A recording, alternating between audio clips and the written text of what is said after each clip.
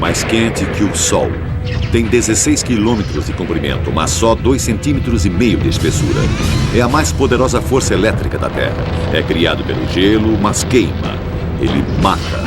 Ele fere. Foi 1 ano e meio de inferno. Fogo! Podemos capturá-lo, limitá-lo, mas nunca controlá-lo.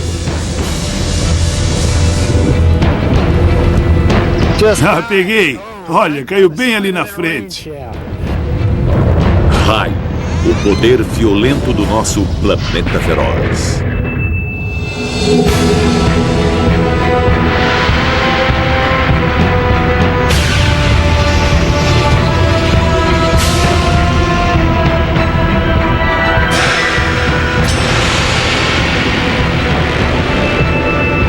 Planeta Feroz.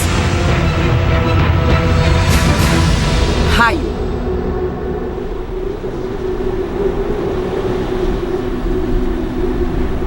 A beleza das nuvens, majestosas, tranquilas, enganadoras. Dentro desta nuvem, forças enormes estão agindo. Ingredientes simples, umidade, calor e gelo se combinam para criar um dos fenômenos mais poderosos da Terra.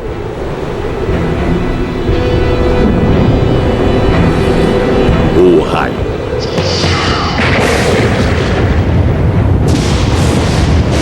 Dez milhões de raios ocorrem em todo o mundo todos os dias, mais de 100 a cada segundo. Cada raio tem menos de 2,5 centímetros de espessura e estende-se por quilômetros nos céus. Um fluxo de poder em estado natural, mais quente do que a superfície do Sol.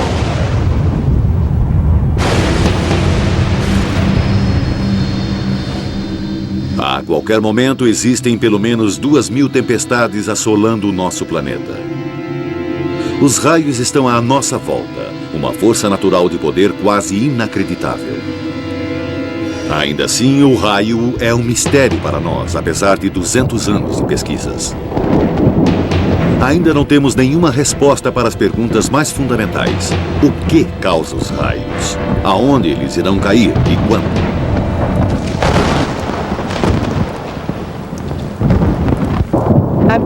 Já me disseram que um único raio tem até 20 milhões de volts e cerca de 27.700 graus centígrados. É um bocado de força. É muita potência. E eu sobrevivi.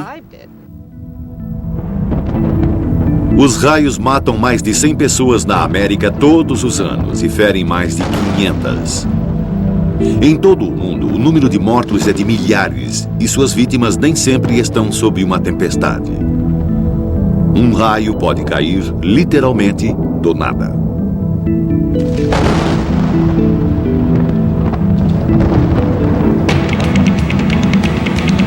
Esta foi a experiência de Michelle Doggart. Ela foi atingida enquanto esquiava num claro dia de verão. O dia estava lindo. Estava quente e ensolarado. E alugamos 2 jet skis por 1 hora. E foi quase no final daquela hora que aconteceu o acidente.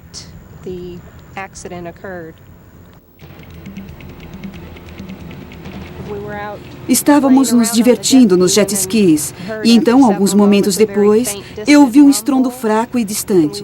E estávamos voltando para as docas. E em algum lugar, bem nesta área, eu fui atingida por um raio.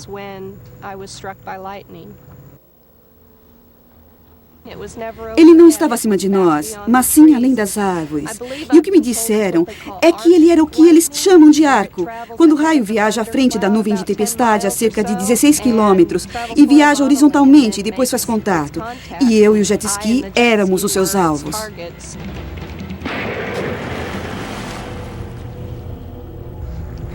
Aparentemente, ele se dividiu e entrou pelo meu ombro esquerdo, e uma parte atravessou o jet ski.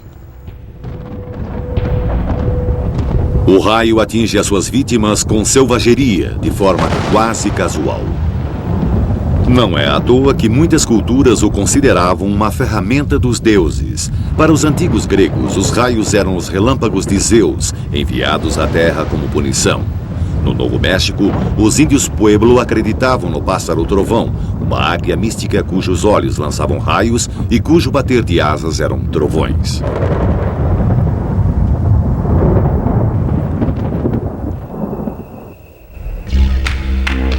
Na Austrália Setentrional, os aborígenes vivem com o raio há milhares de anos. De novembro a janeiro de cada ano, esta terra experimenta as mais poderosas e impressionantes tempestades do mundo.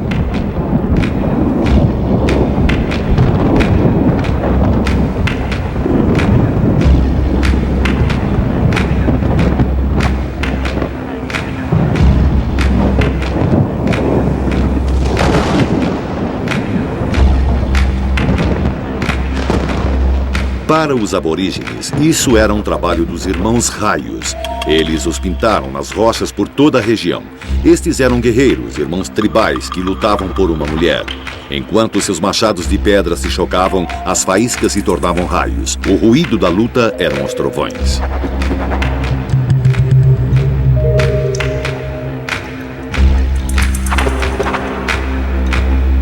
Numa história, o irmão vencedor teve filhos. Fileiras de raios bebês esperando para serem lançados.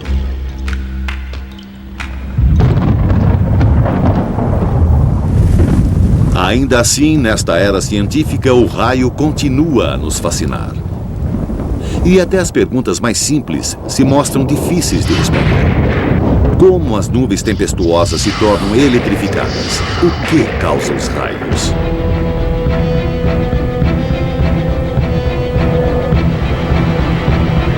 As tempestades são formadas por água e calor. Quando bolsas de ar úmido são aquecidas pelo sol, elas sobem. Enquanto ganham altura, o ar à sua volta fica mais frio e a pressão atmosférica diminui. A umidade se esfria e condensa para formar nuvens.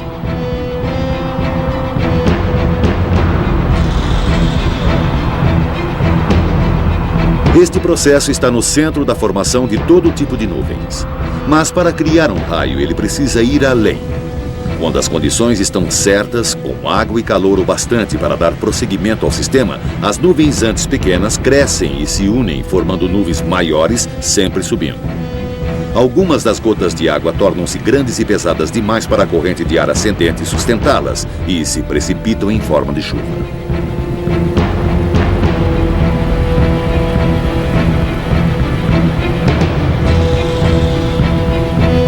As fortes correntes de convecção elevam as menores gotículas cada vez mais alto. E na região superior da nuvem, que é a mais fria, elas se congelam, formando minúsculos cristais de gelo.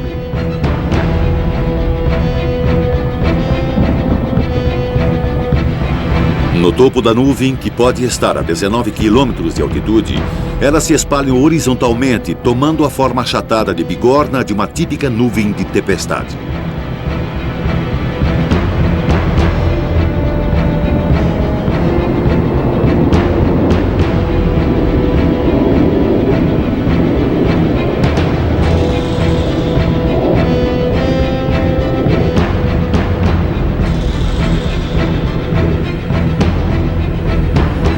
Mais água congela nas partículas de gelo e elas crescem e formam granizo que passa de volta através da nuvem. O granizo cai através da corrente de partículas menores em ascensão, causando milhões de minúsculas colisões. Cada colisão derruba elétrons dos cristais de gelo que estão subindo, dando a eles uma carga elétrica positiva, enquanto o granizo, que está caindo, fica carregado negativamente. Toda a nuvem acaba ficando eletrificada como uma pilha gigante, positiva em cima e negativa nas regiões inferiores.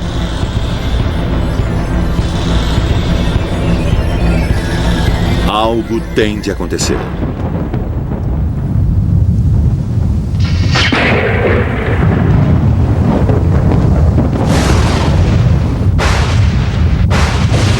Uma enorme corrente elétrica atravessa o ar para neutralizar as duas cargas. Um raio foi criado.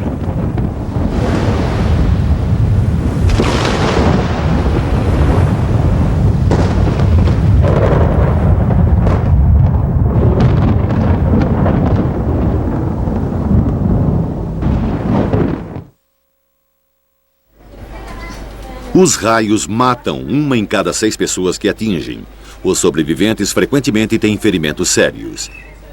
A maioria dos médicos raramente encontram vítimas de raios e não reconhecem os sinais. Um dos poucos especialistas em ferimentos provocados por raios é a doutora Marian Cooper. Oi, eu sou a doutora Cooper. O que houve com você? Eu estava em casa ao telefone. Houve um grande estalo e quando dei por mim, estava do outro lado da sala. E sentindo dor no ombro. No ombro só? É, só este ombro aqui. E a minha orelha está doendo um pouco. Eu não me sinto muito bem.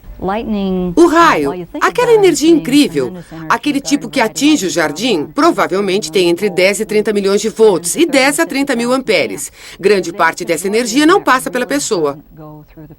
Você foi atirada para fora da cadeira? Isso mesmo. Caí fora da cadeira e fui para o chão.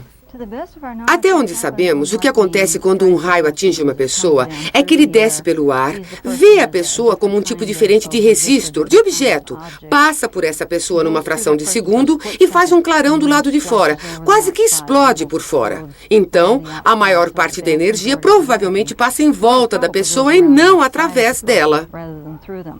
Não, a barriga não dói. E fora dormência e formigamento, a senhora não sente outra coisa nas pernas? Não, eu só não me sinto 100%, mas é uma espécie de formigamento. As pernas não doem ou queimam. Certo. Já teve algum problema assim antes? Nunca. Sim. Aperte os meus dedos. A única coisa que mata as pessoas nessa situação é uma parada cardíaca. Isso acontece na hora em que são atingidas. É muito incomum haver outra causa de morte após o incidente inicial. Alguma queimadura? Não que eu possa sentir. –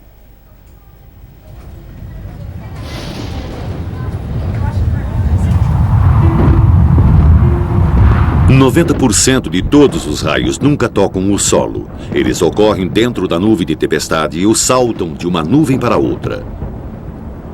Um único raio pode iluminar toda uma nuvem por dentro. Ele recebe o nome de descarga com formato de lâmina.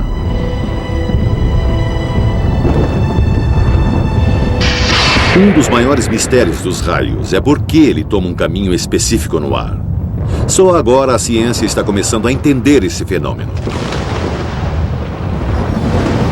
Tudo começa na região carregada negativamente na base da nuvem. Aqui, pequenos e pouco sensíveis sensores elétricos chamados líderes zigue-zagueiam através da nuvem em 1/1000º de segundo. Cada sensor salta cerca de 46 metros, faz uma pausa e salta novamente, ramificando-se e espalhando-se pela nuvem. Ocasionalmente, um líder deixa a nuvem e salta em direção à Terra. A aproximadamente 91 metros acima do solo, sua intensa carga negativa começa a afetar a Terra imediatamente abaixo. As cargas elétricas positivas reúnem-se nos objetos pontiagudos, lâminas de grama, agulhas de pinheiro, galhos de árvores e postes metálicos. Eles emitem faixas luminosas ascendentes na direção do líder descendente. Se eles fizerem contato, a nuvem repentinamente fica aterrada ao solo.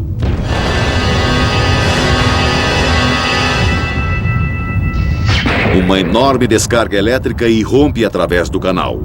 A parte mais perto do solo descarrega primeiro. Então, enquanto a corrente é despejada canal abaixo de regiões cada vez mais altas, a parte visível do raio dispara para cima, próximo à velocidade da luz.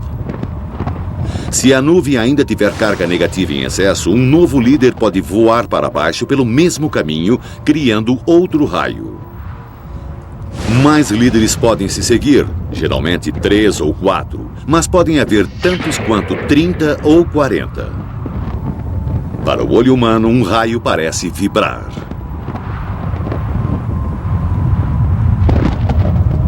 Estas imagens contêm um raro exemplo de um raio indo para cima, capturado pela câmera. À velocidade normal, ele aparenta ser só mais um raio caindo por perto. Mas vendo o filme quadro a quadro, logo antes do raio principal, outro raio é claramente visível serpenteando de baixo para cima. Na verdade, o raio principal atingiu o solo a alguma distância porque o outro não fez contato. Caso contrário, o cinegrafista correria um grave perigo. Ainda assim, sempre houve pessoas preparadas para tentar o destino, colocando-se no caminho de um raio. Em 1752, Benjamin Franklin empinou uma pipa no centro de uma tempestade e observou faíscas saltando do cordão molhado até uma chave que estava amarrada na sua mão. Foi o início da ciência do raio. Muitas das invenções de Franklin ainda são usadas hoje. Certo, vamos falar sobre os sinos de Franklin. Este é um dispositivo eletrostático que utiliza o que chamamos de eletricidade atmosférica. Franklin projetou isto para saber quando as tempestades se aproximariam. Ele aterraria um sino e ligaria um para-raio ou uma grande antena ao outro sino.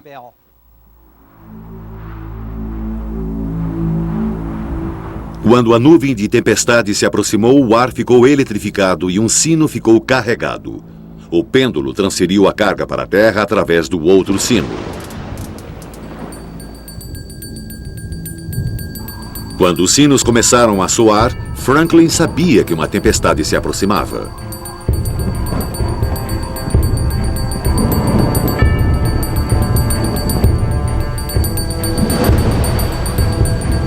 Mas, se tivesse entendido completamente o poder dos raios, Franklin talvez nunca tivesse empinado a pipa. Vários pesquisadores que tentaram duplicar o experimento da pipa de Franklin foram mortos. A energia destrutiva de um raio é quase inconcebível. Se atinge uma árvore, o raio procura o caminho mais rápido para o solo. Se houver uma fenda úmida no tronco ou num galho, ele seguirá este caminho partindo a árvore. Ele pode passar pela parte interna da casca, vaporizando a seiva e fazendo a casca explodir como uma granada. Às vezes, ele pode sair lateralmente pela árvore e acertar qualquer coisa que esteja ao lado dela.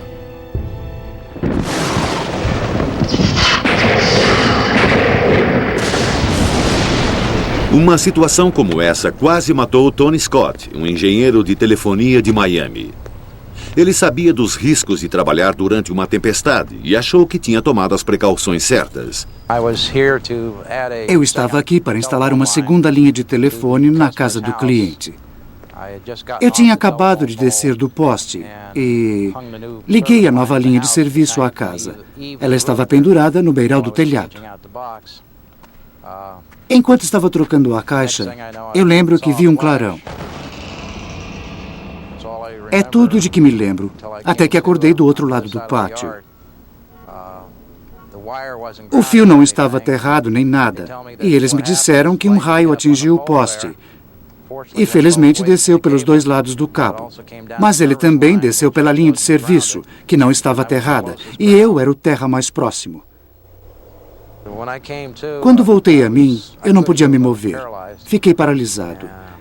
E senti a boca cheia de prata. E eu nem podia cuspir, porque não podia virar a cabeça.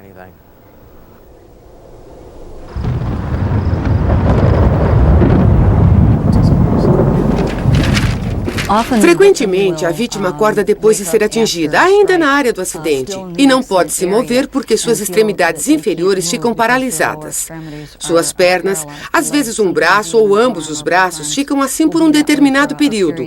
Eles também podem relatar dor, dormência, formigamento, esse tipo de coisa. Isso provavelmente é devido a algum ferimento causado ao sistema nervoso parasimpático. No hospital pensaram que eu tinha tido um derrame, porque metade do meu rosto estava caído. Mas eu acabei com uma perda auditiva de 20% e perdi parte da sobrancelha, onde o raio me atingiu. Ela não cresce mais, então preciso aparar a outra para ficarem iguais. Mas, fora isso, foi 1 ano e meio de inferno.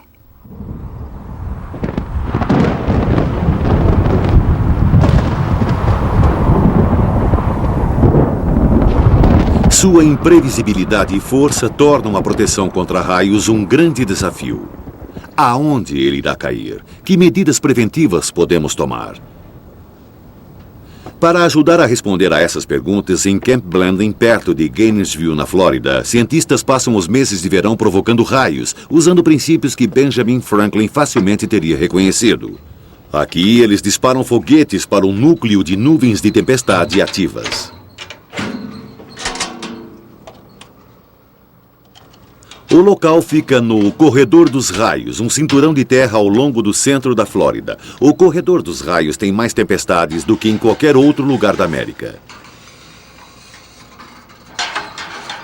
O foguete leva atrás de si um fio de cobre fino. A ideia é fazer com que o raio atinja o foguete e depois siga o fio até o solo. Os pesquisadores então podem estudar e medir os efeitos do raio de perto.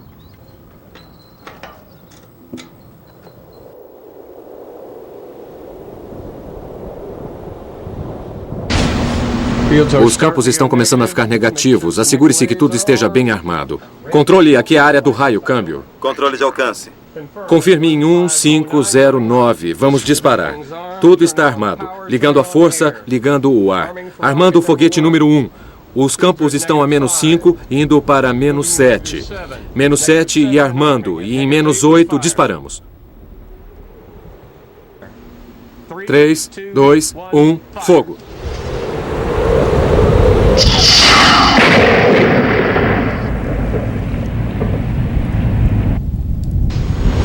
Este é um trabalho potencialmente e altamente perigoso. A segurança é extrema. Os cientistas trabalham dentro de edifícios de metal blindados e os foguetes são disparados usando cabos de fibra óptica. Se houvesse qualquer ligação direta com a torre de lançamento, um raio poderia viajar através dos cabos, chegando até a sua área de segurança.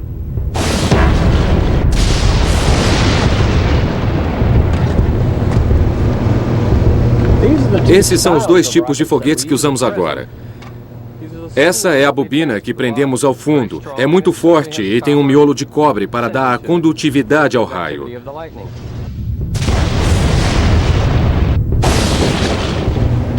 Esses vieram da França. Esses são os que usamos e que são os mais confiáveis no momento. O maior problema é que temos de usar pólvora. O motor carrega 900 gramas de pólvora sob pressão. Então, eles são muito perigosos e podem acender a mais ligeira provocação.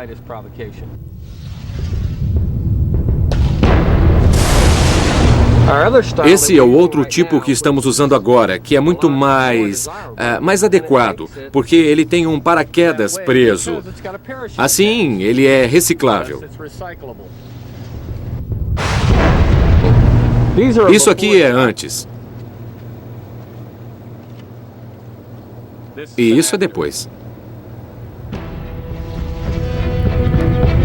A principal meta da pesquisa é testar os cabos e o maquinário usados na indústria da energia elétrica. Cortes de energia frequentemente são causados por raios que atingem grandes instalações ao ar livre. Os pesquisadores medem as enormes sobretensões de energia durante a queda dos raios provocados para ajudá-los a desenvolver sistemas novos à prova de raios. Provocar raios com sucesso exige experiência e habilidade. O momento do lançamento precisa ser cronometrado com precisão. Como as cargas negativas aumentam nas nuvens, sensores medem o campo positivo correspondente no solo.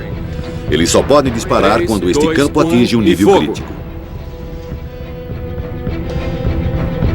Mesmo assim, eles nem sempre são bem-sucedidos. Eles provocam raios em cerca de 70% dos lançamentos. Às vezes, eles conseguem mais do que pediram e o raio provocado dispara raios naturais muito mais potentes.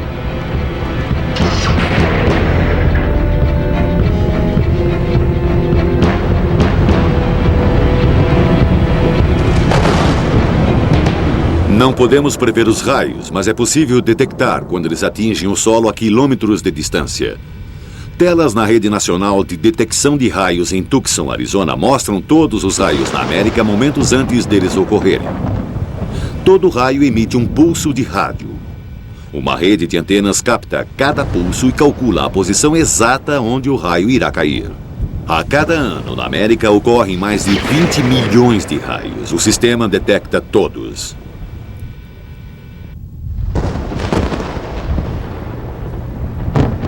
Gunnar Blank usa um radiodetector para ajudá-lo a procurar tempestades de raios.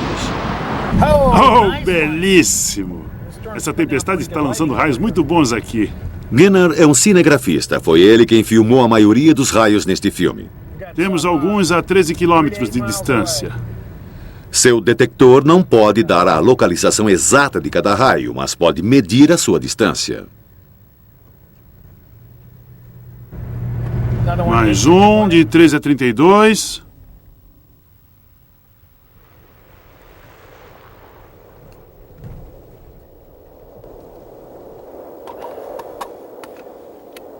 Muito bem. Provavelmente vai ser onde a chuva está se precipitando ou imediatamente fora dela. E estamos aqui num morro. Então, estamos um pouco expostos. O problema de Gunnar é saber precisamente o quanto ele se expõe. Qual o nível de risco que ele está correndo. O detector de raios só nos dá uma ideia da distância dos raios. Você também pode olhar. 0 a 5. Vai ser uma tempestade de ficar dentro do carro. E bem rápida. Mais 1. Enquanto a tempestade se aproxima, os raios caem cada vez mais perto e são cada vez mais frequentes. São condições perfeitas para a filmagem. Oh, que beleza! Que maravilha! Esse foi lindo. Foi perto, muito perto. Eu gostaria que um raio descesse pelo lado e ele desceu. Oh, foi perto. Oh, foi perto. Foi bem aqui, no final da estrada. Essas coisas estão chegando perto demais. Acho melhor entrar. Um carro é o lugar mais seguro para se estar durante uma tempestade. Para Gunnar Blank, que passa tanto tempo perto de raios, é o seu único abrigo.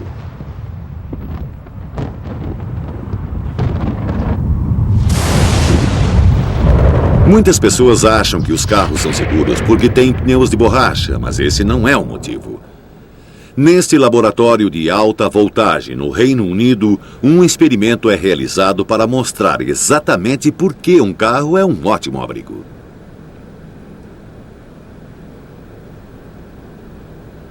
Teoricamente, se o veículo for atingido por uma faísca de alta voltagem, seu chassi metálico irá conduzir a corrente elétrica em volta da pessoa dentro do carro e depois para a terra através dos pneus. Seria perfeitamente seguro sentar dentro de um carro durante este experimento. Entretanto, as normas de segurança exigem que se use um boneco. 7, 6, 5, 4, 3, 2, 1. O boneco recebeu fios para que qualquer corrente que passe através dele possa ser medida. Repetidamente, uma faísca de 2 milhões de volts atinge o carro e nenhuma das vezes o boneco é atingido. Nestas condições de laboratório, pelo menos, a teoria funciona. Você realmente está mais seguro dentro de um veículo durante uma tempestade.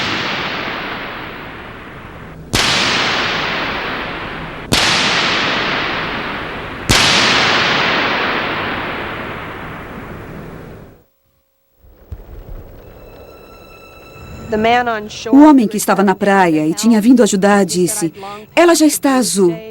E havia pessoas à sua volta dizendo para ele desistir, que eu tinha morrido. "Deixe em paz, ela está morta." E ele se recusou a parar. Ele disse: "Não vou parar." E continuou com a massagem até os paramédicos chegarem e assumirem. E levou 4 minutos para eles conseguirem os sinais vitais.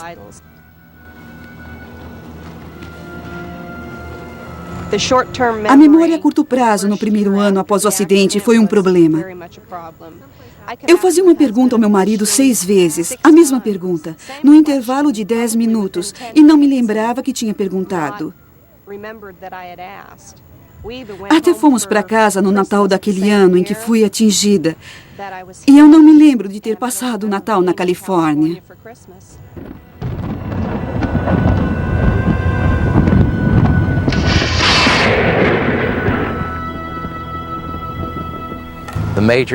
O grande problema pelo qual eu passei foi um problema de equilíbrio. Eu caía sem aviso. Mudanças de humor. Eu sempre tive senso de humor e perdi o meu senso de humor. Pode-se fazer uma analogia entre uma pessoa e um computador que sofreram uma descarga elétrica. A parte externa do computador parece estar bem, mas provavelmente na parte de dentro o software não funcionaria. A mesma coisa acontece com uma pessoa e é muito frequente. Ela pode ter deficiências na memória, problemas com a memória a curto prazo, em especial com as informações de código. Então, elas podem levar uma conversa perfeitamente decente com você na emergência. E depois, no dia seguinte, elas nem se lembram de ter falado com você.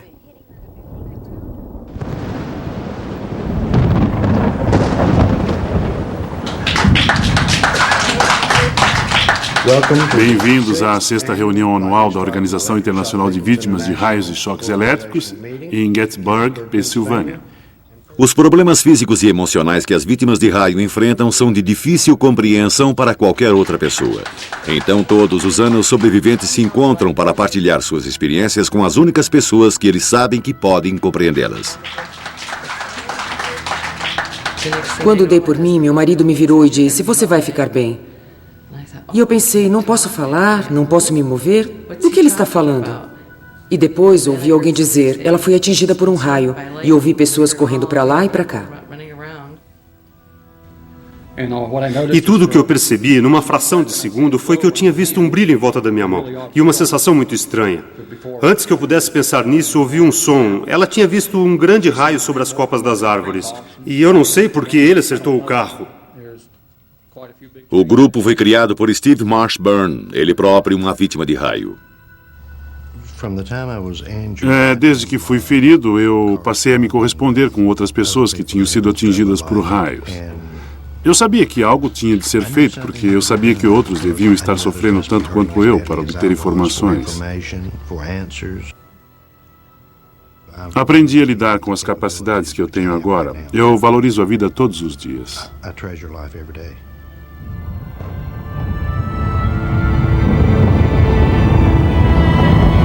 Todos estamos cada vez mais vulneráveis aos raios. Eles podem danificar a tecnologia da qual a nossa sociedade depende tão facilmente quanto podem ferir pessoas. Ainda assim, até mesmo hoje, a melhor maneira de proteger as nossas frágeis comunidades de tecnologia de ponta é um dispositivo de 200 anos de idade, o para-raios. A haste deve ser resistente o bastante para suportar a enorme voltagem e corrente de um raio.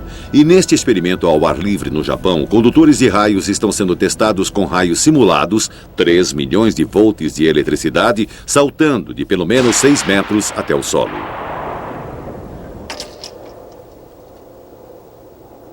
Com um condutor de raios, a eletricidade é inofensivamente direcionada para longe do bloco de concreto, descendo esta fita condutora de eletricidade. Na parte direita inferior da imagem, pode-se ver onde este raio simulado faz um arco para o solo, com segurança, afastando-se do bloco. Sem um condutor, o efeito poderia ser devastador.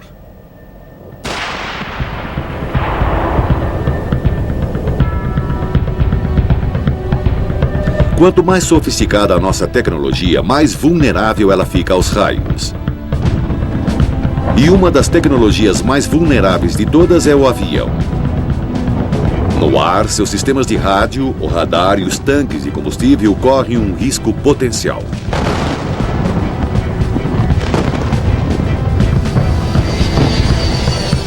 Na década de 80, a NASA enviou este caça diretamente através do coração de tempestades ativas. Sua meta era aprender mais sobre a segurança das aeronaves, fazendo com que um raio atingisse o avião. Eles tiveram sucesso.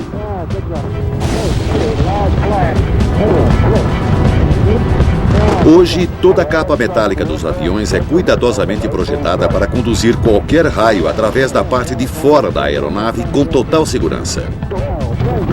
Mas com uma máquina tão sofisticada como este ônibus espacial, essas medidas simples não bastam. Tudo pronto para o lançamento. 5, 4, 3, 2, 1. Ignição e lançamento do Atlantis, numa missão de estudos do planeta Terra. O ônibus espacial é uma combinação multibilionária de combustível altamente explosivo e circuitos delicados.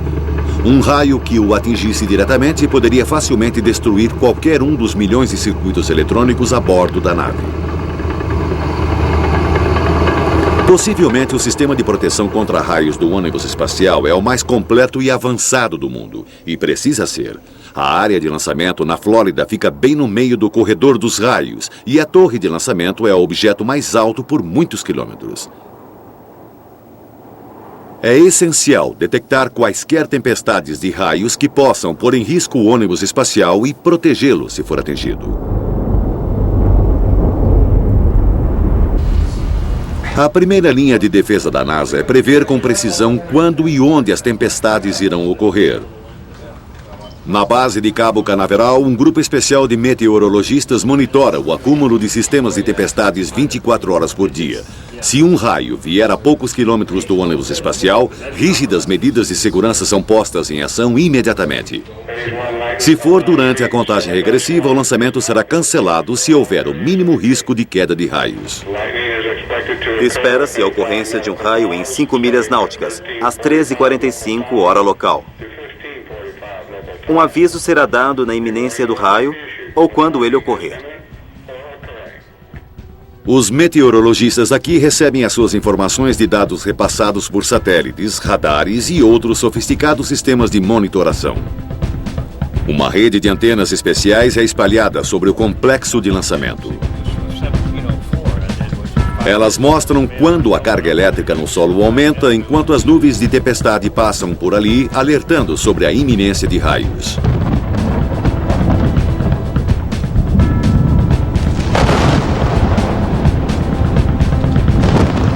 Mas é inevitável que o ônibus espacial ou a torre de lançamento, às vezes, sejam atingidos por um raio, como mostram essas imagens de uma câmera de segurança da NASA.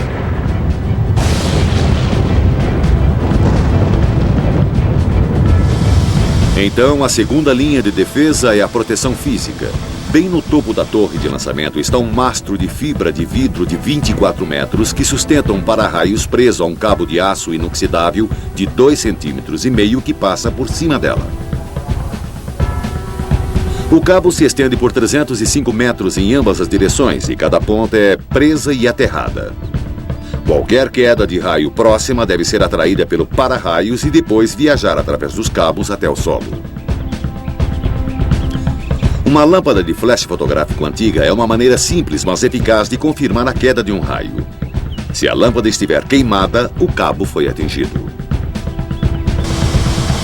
O tanque de combustível principal do ônibus espacial contém aproximadamente 1.890 metros cúbicos de hidrogênio e oxigênio líquidos. Ele também é protegido por um condutor de raios resistente. Através de todo o ônibus espacial, os delicados circuitos eletrônicos são blindados contra sobretensões elétricas só no caso de um raio passar pelos sistemas de proteção. Até agora, isso não aconteceu. E com as defesas que a NASA opera, nunca deve acontecer. Uma vez no espaço, a vista do ônibus espacial revela o verdadeiro tamanho e poder do raio. Diariamente, enormes tempestades tropicais rolam por sobre as ilhas da Indonésia. À noite, o céu sobre a América ganham vida com enormes raios.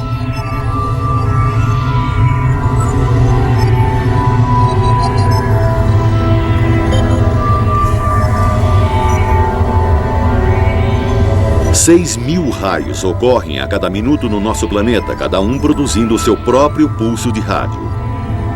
Numa frequência em particular, esses pulsos podem ser ouvidos em todo o mundo. Captando esse sinal, você pode ouvir o som de todos os raios em todos os lugares.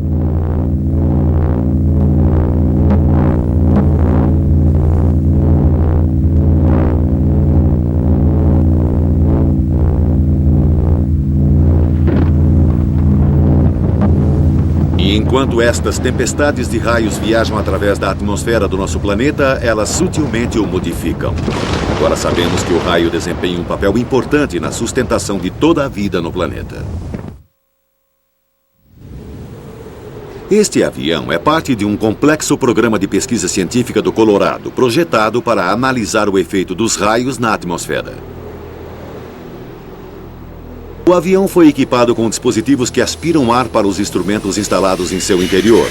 Ele voa a baixa altitude em volta e às vezes diretamente sob tempestades ativas. Os pesquisadores então podem analisar como o raio altera e afeta a química do ar.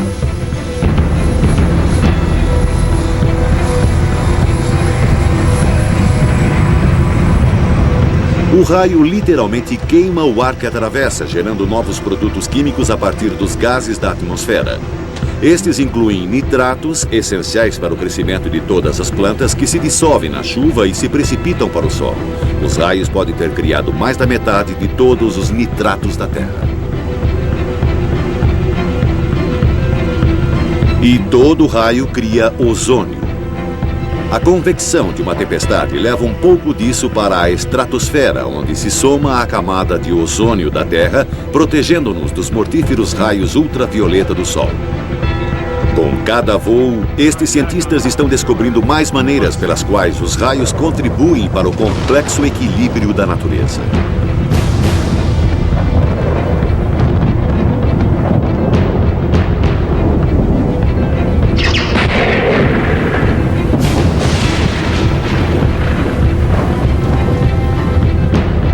Com cada nova descoberta, os raios nos oferecem novas surpresas e novos mistérios.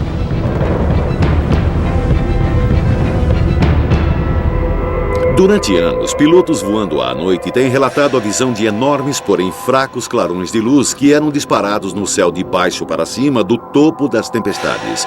Eram tão rápidos e fracos que mal eram visíveis. Os cientistas não tinham nenhuma explicação científica para essas luzes e, assim, eles tendiam a rejeitar as histórias. Estas primeiras imagens abalaram a comunidade científica. Eles chamaram esses clarões de sprites, estranhos, furtivos e cientificamente inexplicáveis. Olha aqueles ali. Viu? Agora existem projetos em todo o mundo tentando estabelecer a natureza exata destas misteriosas descargas elétricas. Bem no meio do corredor dos sprites. Esta estação de pesquisas no topo de uma montanha no Wyoming usa equipamento especial que requer um baixo nível de luminosidade para capturá-los em vídeo. Acho que as nuvens vão se dissipar esta noite. Os sprites são enormes. Eles são disparados do topo de uma nuvem de tempestade de 19 quilômetros a alturas de 97 quilômetros ou mais. Isso significa que os pesquisadores têm de observá-los a uma grande distância. Do cume desta montanha, eles observam tempestades sobre as grandes planícies a até 800 quilômetros de distância. E espere pelo melhor. Sempre podemos mudá-los se... São estes. Eles estão bem na junção do Wyoming com Dakota do Sul e Nebraska. E podemos ver aquele raio... O segredo do sucesso é escolher antecipadamente quais são as melhores tempestades para se observar e depois apontar as câmeras exatamente na direção certa. Depois, eles precisam esperar pelo anoitecer. Os sprites só podem ser vistos à noite com câmeras ultrassensíveis. O olho humano mal pode vê-los de vez em quando, mas de maneira muito breve e com pouca intensidade para que a sua observação seja útil. Estas raras imagens em cores tiradas de um avião voando em grande altitude mostram que os sprites são vermelhos e que estas grandes formas podem ocupar até 10.500 quilômetros cúbicos em volume. A causa dos sprites é um mistério.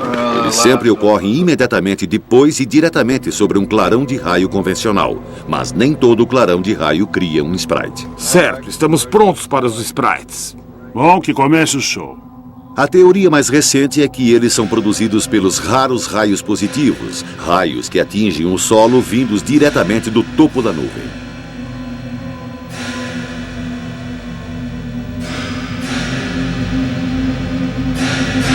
Os pesquisadores também descobriram um segundo fenômeno. Esses jatos ascendentes são chamados correntes de jato. São mais fracos e mais rápidos do que os seus primos, os sprites. A causa precisa dos sprites e das correntes de jatos, qual sua constituição e, acima de tudo, que efeito eles podem ter sobre a atmosfera superior, ainda são desconhecidos. Por maior que seja a nossa compreensão, o raio ainda tem os seus mistérios.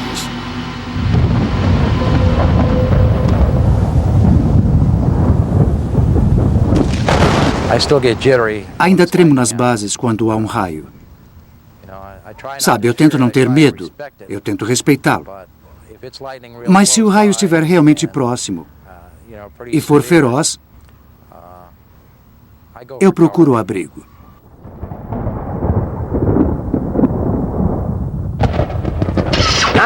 Eu sobrevivi. As pessoas sobrevivem a eles. Você passa por isso e vai em frente.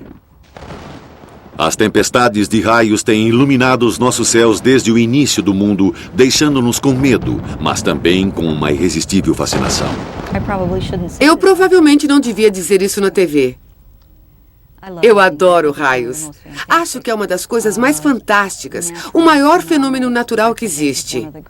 É uma das maiores dádivas que já recebemos. É lindo. Apesar de eu entender que para as vítimas, ele pode ser muito assustador.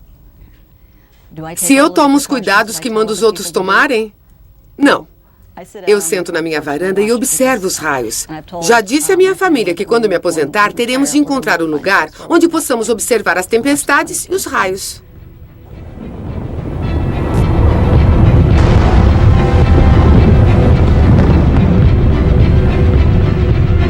De 5 a 3. Muito bem, vamos nos aguentar. Acho que ainda vamos conseguir mais alguma coisa. O raio. Lindo, intenso, letal. Ainda assim, apesar de seu perigo terrível e enorme força destrutiva, sempre haverá aqueles que irão querer desafiar a incrível força de nosso planeta feroz.